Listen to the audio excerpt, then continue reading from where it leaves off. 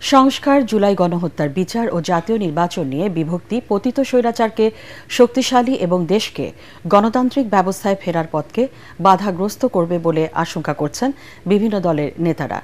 July August গণ অভ্যুত্থানের বর্ষপূর্তি উপলক্ষে বাংলাদেশ চীন মৈত্রী সম্মেলন কেন্দ্রে বিএনপির ৩৬ দিনের কর্মসূচির উদ্বোধনী অনুষ্ঠানে তারা একথা বলেন।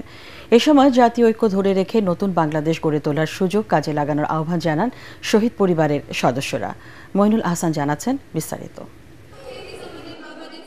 দুনিয়া কাঁপানো আর বাংলাদেশের রাজনীতির গতিপথ বদলে দেয়া জুলাই গণ অভ্যুত্থানের বর্ষপূর্তি। ৩৬ দিনের টানা কর্মসূচির সূচনা বিএনপির। বাংলাদেশ চীন মৈত্রী সম্মেলন কেন্দ্রে শহীদ পরিবার, আহত, গুমের শিকারদের স্বজন আর বিএনপির সম্মুখ সারির নেতাকর্মীরা যেন কিছু সময়ের জন্য ফিরে গেলেন জুলাই গণ অভ্যুত্থানের অগ্নিগর্ভ দিনগুলোতে। জুলাই শহীদ ও গুমের শিকার পরিবারের সদস্যরা আবারও পতিত স্বৈরশাসক ও তার দোসরদের বিচারের দাবি তুলে ধরে বলেন, তাদের ত্যাগের কথা যেন বাংলাদেশ ভুলে না যায়।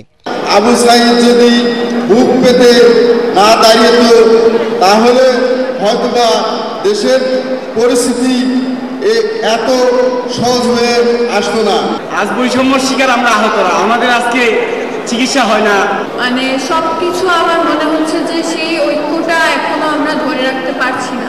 এই বিজয়কে এবং এই শোককে এবং আমাদের আবেগকে যেন এই জাতি ভুলে না যায়। আমি মনে করি তাদের আন্দোলনে এই দেশ মুক্তি পেয়েছে।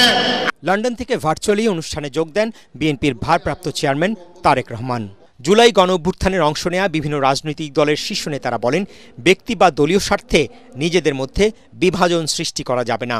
তাদের হুঁশিয়ারি, এমনটি হলে পতিত স্বৈরশাসক শেখ হাসিনা ফিরে আসার সুযোগ পাবে। বাংলাদেশের প্রত্যেকটা মানুষ যারা ফেসবুকে লাল করেছিল তাদের জীবন লাল করে বলবে, ধ্বংস করে বলবে। এই একটা জায়গায় খালি আমরা থাকি, আওয়ামী লীগের ব্যাপারে পুরা জাতি আমাদের একসাথে থাকতে হবে। যখন কোনো সম্ভাবনাকে ধারণ করতে পারে না তখন সে মুখ থুবড়ে পড়ে। বাংলাদেশ এখন সেই ক্রস রোডে দাঁড়িয়ে। আমরা সবসময় জাতীয় ঐক্যে বিশ্বাসী। বেগম খালেদা জিয়ার নেতৃত্বে আমরা ২০ বছর বিরোধী জোটে আন্দোলন করেছিলাম।